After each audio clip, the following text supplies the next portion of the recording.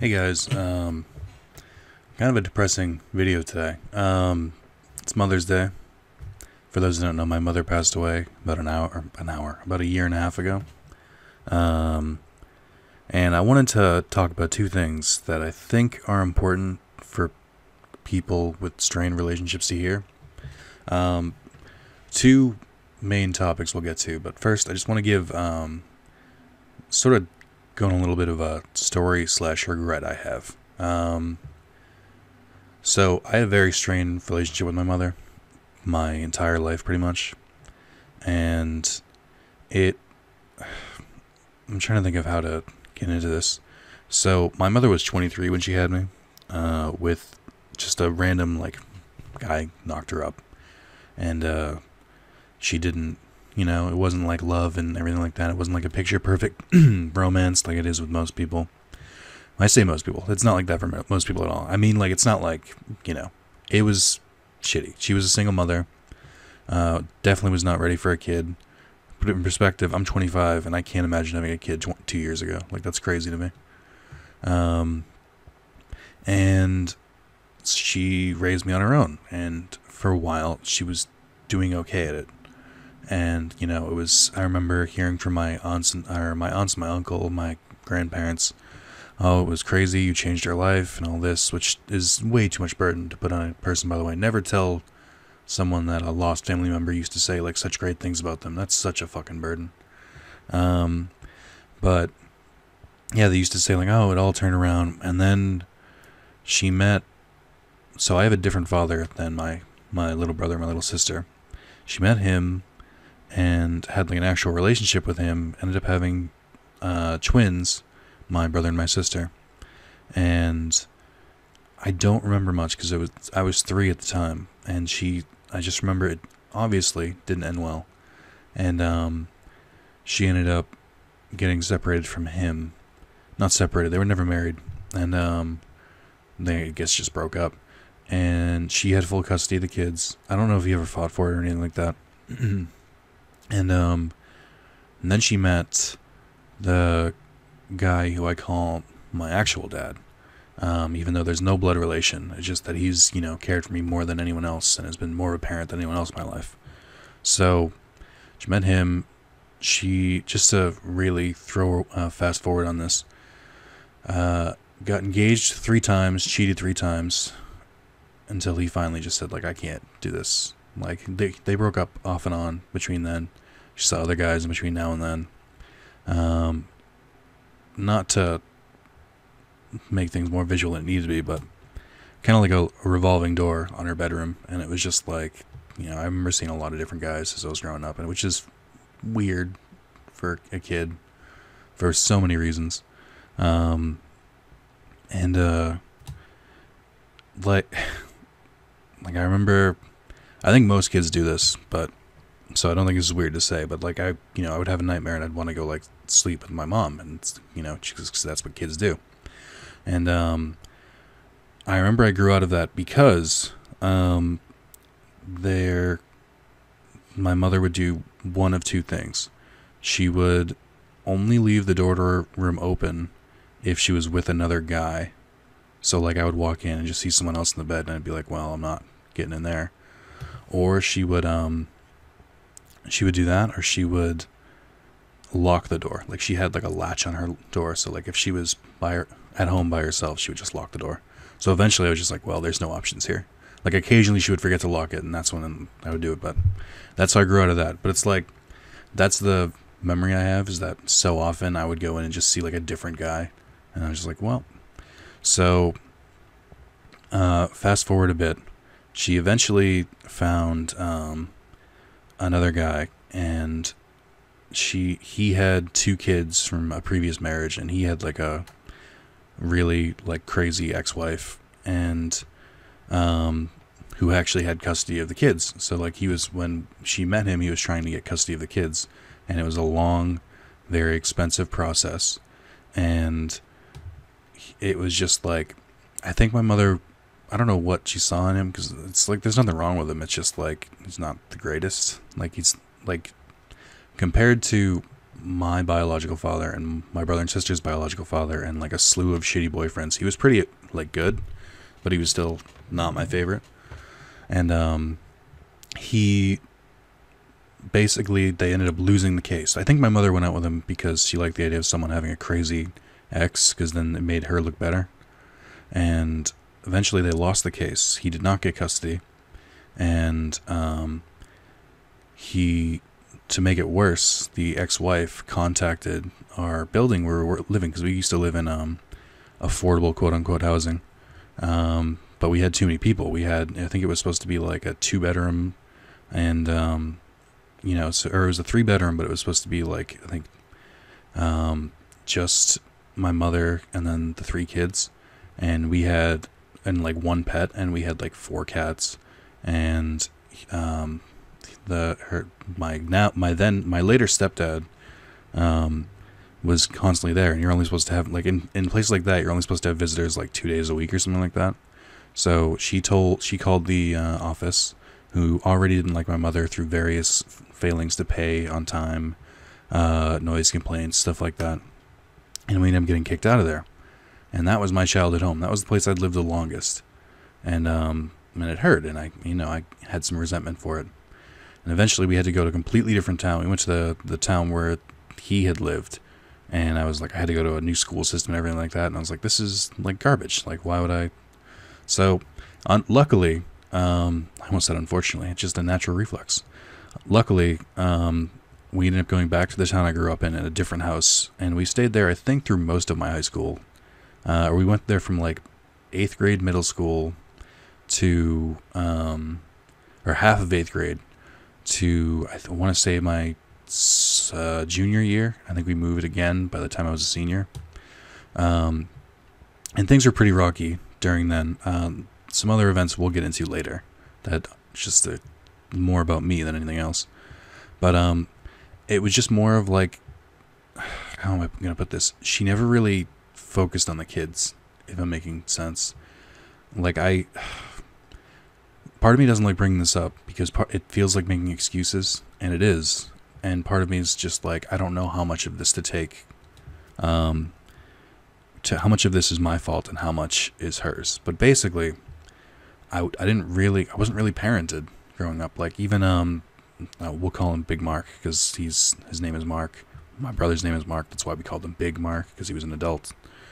The one who I consider my real father, consider my dad. Father is whatever. So, but yeah, he would come over and he would like visit and stuff. But it would, and even when she was with other guys, because he was just like, you can't just leave these kids unattended.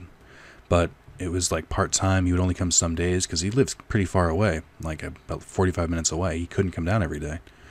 And I just didn't really get proper supervision, if that makes sense. I know a lot of people are saying like, oh, when I was a kid, I grew up, like, my parents didn't care about me, they didn't pay attention to me. It's like, yeah, but I was also really, really poor. So the difference is that, like, I'd run off or I'd play video games and I'd just kind of like do whatever, but my school suffered for it. And this is one of the only things I'll like say I'm actually pretty good at. I think I'm a smart guy, and I got through school by coasting a lot. Like, I would do the bare minimum, and I had a pure C average through high school. Like, my GPA was 2.0, which is exactly a C. And I didn't realize this, but you can't get into college with this 2.0. Like, I just assumed that C was still good enough, but it wasn't. But I kind of blame that my mother part of it, because I'm just like, I never had a parent just like sit down and be like, okay, do your homework. This is a routine. Here you go. Like, I didn't really get dinner either. Like, it was just kind of like when I got my first job at 14 when I was still in middle school, and I had to start, as soon as that happened, I had to start buying my own meals. And it was just like, I mostly just like lived for myself, and that's especially tough on a young teen who doesn't own his own car, because you can't afford one. So I had to, it's just like time when people were spending like in high school, like doing after school activities and stuff like that. I was at my part-time job, or I was like And just like, that's not to say like that was all of my time. It just, I was mostly just playing video games, and like I'd sometimes hang out with friends. I wasn't that social because through all of this, my mother was just like, she wouldn't parent. She was just like, she would literally sit in her room all day, which I know is ironic coming from me. But it was just like, she didn't really associate with us. It kind of just felt like she lived with us, but wasn't really, like, she would take authoritative roles if we like did something that interrupted her, but that's it. Like if it inconvenienced her, then she would like scold us, but that was it. And even then it was like there was no punishment to be gained. Like, well, she couldn't do anything. But I guess the part I'm dancing around with was through all of this, she was, the term we always used was fucked up, because we never knew what particular day it was. Like either she would be blackout drunk or high on painkillers or whatever the hell she used. Never weed. I don't know why. Like I would have been more okay with that. My stepdad used weed way too much, but it was weird. Like, so because of that, I had really adverse effects to it. Like I don't drink today. I don't do any drugs or stuff like that. Not out of a sense of rebellion. Maybe that's what it started as, but just because I've seen the horrible, horrible worst of the worst effects it has on people. And it's just like, I can't imagine, like, to me, drinking is so bad. Just seeing like my mother come home, just slurring her words, driving home drunk sometimes, getting pulled over for driving home drunk. And I'm just like, I can't, it's the same reason I don't smoke cigarettes. I'm just like, I don't see the benefit to this. Like I never saw, like she may have been having fun. Cool. But like, I never had fun. So just like, I just never wanted to touch it. Like I've had like maybe 4, like a few drinks my entire life, one of which ended very, very badly, but again, different story. So I'm just like, it's not only do I not get to, have the fun of addiction, like I still have a very, very addictive personality. It's why I play so many video games. And when I get into certain stuff, like I just do it nonstop. And I know that if I started drinking or doing anything like that, I would get full on into it, like to a dangerous level immediately.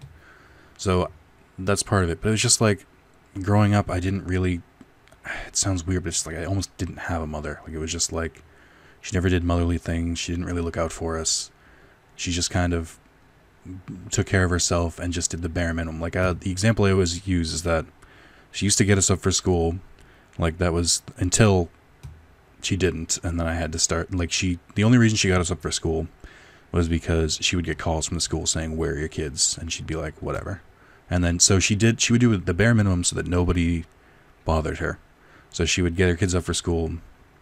She would but like she would stop that as soon as school vacation happened. Like I actually dreaded the school vacations, like like February, April, and like winter break, because excuse me, I keep like burping, because every time it would just mean like she shut down.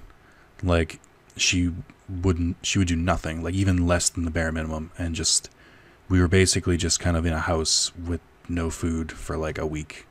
And like there'd be some food, like we'd find it, and then like I said, my Big Mark would sometimes come over and he'd like take us out to eat, and he'd make sure there was like grocery shopping done. But there were times where like she'd pissed him off enough where he just didn't come over. Like so there were like years, or rather she like banned him from the house because she just didn't like seeing someone who cared about kids, I guess. But she would. So like there were some years where it's just that we had no help. It was just us. And then I remember particularly there were a couple times where I finally had a job and like I had a license. So I would take her car and just like grab food and just be like, buy it for my brother and sister. I don't know if they remember this. But eventually I start getting takeout and stuff, or getting stuff delivered, but it was like, it sucked. I hated it. So my number one reason for going to college was just, I wanted to get out of the house. I didn't like, because I was so focused on just like making it through the day-to-day stuff that I didn't study well in school. I didn't really think about what I wanted to do. I was just sort of like, I just need to survive today. And all of this is to get back around to, that's why I kind of feel like I don't really know what I'm doing today, like now, because now that, it is all my responsibility. There's obstacles, but they're all like stuff that either was created because of me or for whatever reason. And I'm just like, so I don't know, like, how I got here. I don't think I should have gotten here. And everyone tells me, "Oh, you're so great. You've done so well. You know, growing up through that." I'm just like, I don't feel like it. It doesn't. You know, it feels like empty words because I'm just like, what I'm trying to get at is like, eventually, my mother had pushed away her side of the family, and then I eventually personally contacted them, got back in contact with them, kind of learned a little bit about her, and it was more or less as I expected. And then we didn't fully get back in contact. Like, we didn't like start talking more regularly until she passed away.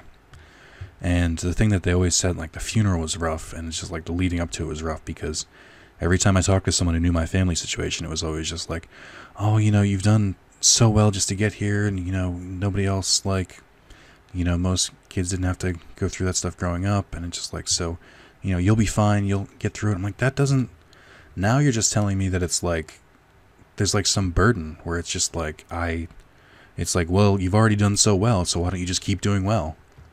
And I'm just like, that's not, I didn't think I was doing well before. I think it was hell, and I think I was struggling. And I got lucky that I made it through it. And my brother and sister got lucky that they made it through it. But everyone tells us that we're so brave and stuff. I hate it. I can't stand anything more. So it just puts this like pressure on it where it's just like, and it's like, well, you made it through the tough part, so now what are you going to do? It's like, that wasn't even the tough part. So, but basically, what I'm trying to get back around to is, I'm just yammering. I should have like written something beforehand. I'm trying to get back to the point, is that I didn't feel like I was really prepared for the world of my mother. I didn't feel like I was parented. I just kind of felt like I made it through, and then I got here. It was like, I'm trying to think, it was like, everyone's saying like, "Oh, you have to drive to this place. Oh, you have to drive to this place. Oh, you have to drive to this place." And my car broke down 40 times along the way. And, you know, I had to constantly stop, picked up hitchhikers, had to drop them off because they tried to murder me. And then I get to the destination, everyone's like, "Oh my God, your journey was so much harder than the rest of us. We just drove down the highway." And just like, you know, wow, you did a lot to get here. And it's like, I mean, okay, but I'm still here now, and I don't. While you guys were getting taught on what to do when you get to the destination, I'm just kind of here, and I don't know what I'm doing. So, the reason I say this is that that was all just a preamble. It's just a lead up to me rambling, trying to get some stuff off my chest. That's my goal today. Was that so let's go back a little bit more recently, where it's, you know, easier for me to remember. I had been in college for about 2 years when I finally, you know, I went to community college first when I was still living at home, commuting all the time, sometimes using my mother's car. So sometimes she would just say, "I need the car today," and then I couldn't go to school. And sometimes she would just say, "I need the car, don't go to school," and then she would just sit in bed all day, which was extra fun. Because it's infuriating. You're like, the car's been in the driveway the entire day. Why couldn't I have used it? And she's like, "Oh, well, you know, I thought I might need it." So, so when I was going, it was a little more bearable when I was going to college. Like, I still couldn't figure out my finances and stuff like that, and I had to call her, and I was like, I don't know what this means, and I don't know what it means through like your social security or your disability or financial aid. And I would always like have to fight with her to get to do it. I'm like, "I need your information to do this. I can't do it." Or "I need you to fill this out." And she would like literally wait until the last second. And I'm just like, "You can't, I'm stressing over this for no reason. Like, you could bang it out in like 20 minutes, just do it." And, so that was like the most hard part. The rest, I was living on campus. I was finally happy. I was living on my own. I was, you know, learning. I legitimately, my favorite part of college was going to class. And that sounds really dumb, but it's just like, I genuinely enjoyed like learning about, like, especially specifically English. I loved learning more about English because I loved writing and I loved reading, and it was just like all of the things that like in high school that I was actually good at. Like, the one thing I was good at, and I tried, I was with other people who also were good at it and also wanted to try, and it was such a great and fulfilling experience. That is the reason, one of the two reasons I think people should go to college, is that genuinely pursue your passions. It's like, it's such a great feeling to learn about stuff like that. So it's between that and just kind of like becoming your own person, like just living on your own. So I'd been going for 2 years, and during that time I would come home for breaks, like winter and summer, and things were just getting worse and worse. Like, my brother and sister finally had to like move out of the house because it was like there was never any hot water. Like I was like 2 winters in a row I went without hot water. And then finally she lost the car. It got repossessed because she couldn't or wouldn't pay the payments. She had just gone full blown into painkillers and just like didn't even interact with anything. And whenever you try and do something, she would like guilt trip you and saying like, I've had this hard time. And this is also during the time where for the first time in like 10 years of getting a job, she took my old job at this grocery store or the convenience store I worked at, and ended up stealing about $8,000 worth of inventory just like over a few months. Just like would walk out with like $70 of groceries and not pay it, say she paid for it.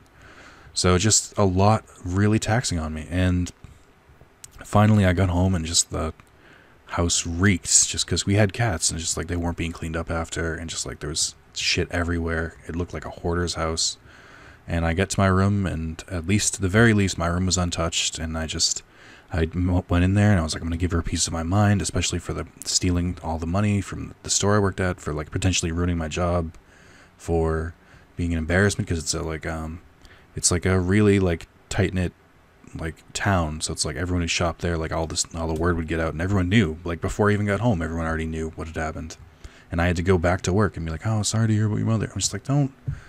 So I was going to give her a piece of my mind, and I went in and I just saw her in bed with a dude I actually recognized. He was like 3 years older than me. I don't know if I've told this part before. And it was the same guy who I know was a drug dealer. I know dealed my sister before. I know one time I was hanging out with friends, and this particular fuckhead, like we were at the beach, and we were at a bonfire, me and my friends, and then there was another bonfire further down the beach with some other kids we didn't even know who they were. We're just like, oh, whatever, let them do their thing. And I know until we saw them like walk by or come a little closer, and I know the kid this kid threw a rock at us, just like was throwing rocks. Like we could hear them landing near us, and we were like, all right, well, whatever. Because we didn't know it was dark. We didn't know how near they were getting. Until one throw hit one of my friends smack in the forehead. And then they ran away. But like I could see who it was. Like they identified, like one of my other friends was like, that was definitely blank.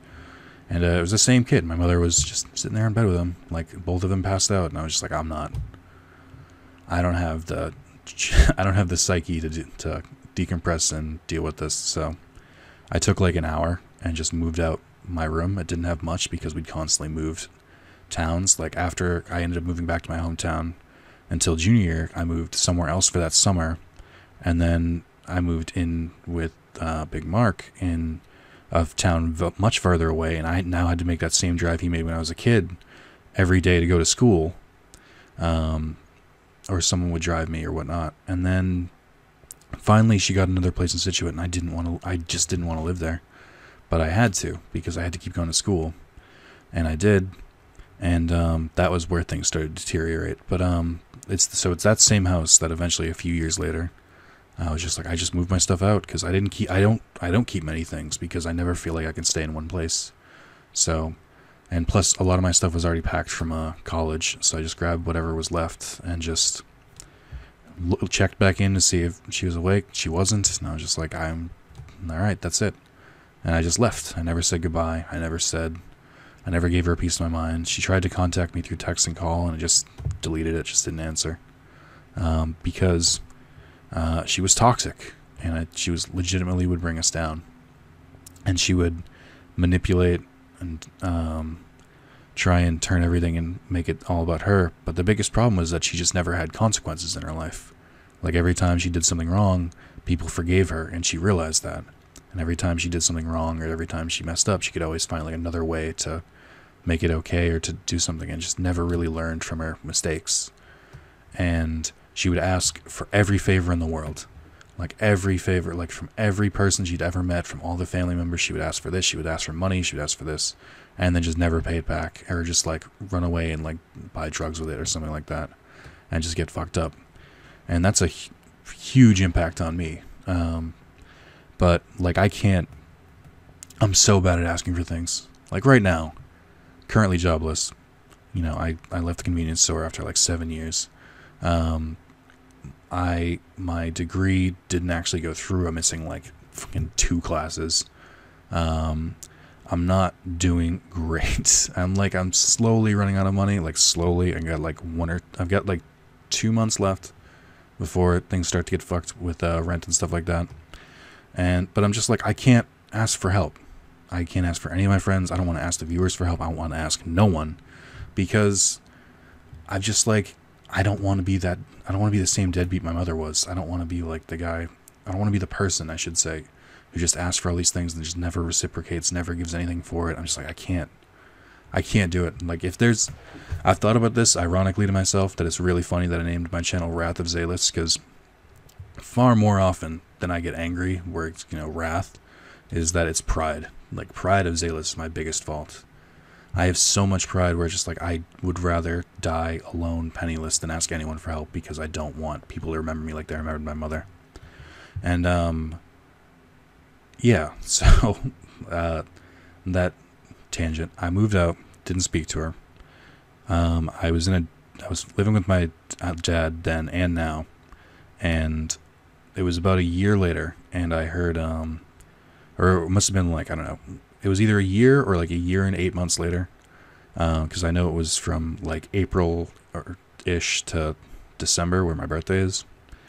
I got a call from a random number on my birthday, and I looked at it for a second, and then I answered it thinking it was going to be like a telemarketer, like, oh, do you have this security for your house? And I always just, or it's like, hello, and they'll be like, hello, oh, hold on, I'm fumbling with my headset. And it's just like their stupid, like, recorded calls. So what I always do when I answer those, I don't say hello, I just pick up, and then I see what they say, and more often than not, if you don't say anything, they'll just hang up too. So I fully expected it to be a telemarketer, just called it up and just answered, and just, didn't say anything. And I heard, happy birthday, my oldest son. And I knew it was my mother instantly. And I thought about it for about a second or 2 seconds, very, very long seconds. And I just hung up, because I'd been keeping, like, I had no contact with her this entire time. My brother and sister did. And she would use them and, manipulate them the entire time. Where just like, she'd finally ended up homeless, and I legitimately felt bad, but she made no signs of changing. Like, she needed to go to rehab, she needed to go to psychotherapy and stuff like that, and she did none of it. She and she definitely had mental illness. She was diagnosed bipolar, which I'm pretty sure so am I, but to a lesser degree than she was. But it was just like, I can't, like, if she's not going to take her medicine, and if she's not going to get better, then I can't, like, there's nothing I can do. I'm not going to babysit a grown woman. Like, I'm not going to let her drag me down. And that's where the first lesson here comes, is that if you have people in your family who legitimately are bad for you, like legitimately dragging you down, and just like holding you back, and I don't mean in like certain senses, I mean people who seemingly do not care if you live or die, do not care what happens to you, it's all about for them what their next goal is, then it's okay to cut them out of your life. Like, I'm talking about it like this, but it's like, I had to make that choice. Things would have been a lot worse if I hadn't. It's just, for family in particular, there's like this sense of obligation where it's like, they're my family, I have to take care of them, or I have to do this because they're related to me. You don't. Like, I hate that mentality, because these are the same people who will abuse that, and they know that you have to take care of them. There's that obligation, and they will prey on it. And this is not me being super anti-family. That's absolutely not true. I love my brother to death, and I would do anything for him. And it's because he's trying. He's doing his best. He's actually trying. He's doing everything he can in his life. My dad is doing everything he can in his life, taking their own taking things in their own hands. When they struggle and ask for help when needed. But it's like, it's not out of like a sense of like, I can just ask for help, and then when this goes wrong, you just ask for help from a different person. When this goes wrong, you can ask for a different person. They're like, I have no problem with my family if they like need help. They know they need help, and I'll help them get all the help they need. But if they have no intention of bettering themselves and they're just sort of like, you know, just gonna keep coasting and keep asking for everything when they can, I can't. It's okay to cut family off. That, at least in my experience. Now, paradoxically, the point keeps going. After the phone call with happy birthday and stuff like that, and I didn't answer, I felt bad immediately. I was like, I know it felt wrong, but I still believe in it, that it was the right thing to do. And about a year later, maybe 2 years, she finally passed away. What happened was she overdosed on heroin, got the police called on her, or I think whoever she overdosed with called the police after stealing from her because she was in some like drug den. She went to the hospital. They kept her for a few hours. They, you know, cleaned her as much as they could. Phone, I swear to God. They cleaned her as much as they could and stuff like that, or, you know, got the stuff out of her system. She discharged herself against their wishes, went right back and did heroin again and overdosed, all within like 12 hours. And she was just dead on contact, I think. Or not dead on contact, because she was functionally brain dead. Like, we went to the hospital, we had to do the pull the cord or pull the plug type thing with all my family, and it was a whole fucking mess. But I've talked about that in a different video, so. But yeah, that being said, I was thinking about it today. I don't know what my last words to my mother were, because I didn't say anything when she called about happy birthday. I didn't say anything to her when I moved out, and I don't remember what the last conversation I had with her before then. So, while it's okay to cut people out of your life, and I still believe this, if you have people in your life who don't need to be cut out, who love and cherish you, who you love and they love you in return, it's not a one-sided thing, who will support you through all these things, even if you get in dumb arguments, like they post like stupid Facebook shit or like ignorant stuff like that, or they have dumb opinions, or if they like, you know, do something stupid but they know it's stupid and you get in like a small fight over it or something like that, you still gotta tell them you love them. Like, if it's stupid shit like that, if it's just like a minor argument, it's not worth like holding out grudges and stuff like that. So paradoxically, my 2 big points today are: it's okay to cut toxic people out of your life, even if they're family. You're under no obligation. When you're in an airplane and, you know, the oxygen comes down, you put it over yourself before you put it over someone who needs help, because you help no one if you both end up going down. If both of you end up in the same situation, then it's not fair. So, you know, save yourself before you can save someone else. And then the other point is, don't let stupid, trivial things keep you away from your family. If it's big, it's big. If it's not, you know, it's not worth, you know, cutting them out of your life over very small stuff. Or it's not worth like getting in stupid arguments like that. Don't hold grudges, is what I'm trying to say. Tell them, make sure they know you love them. And that's my rant for the day.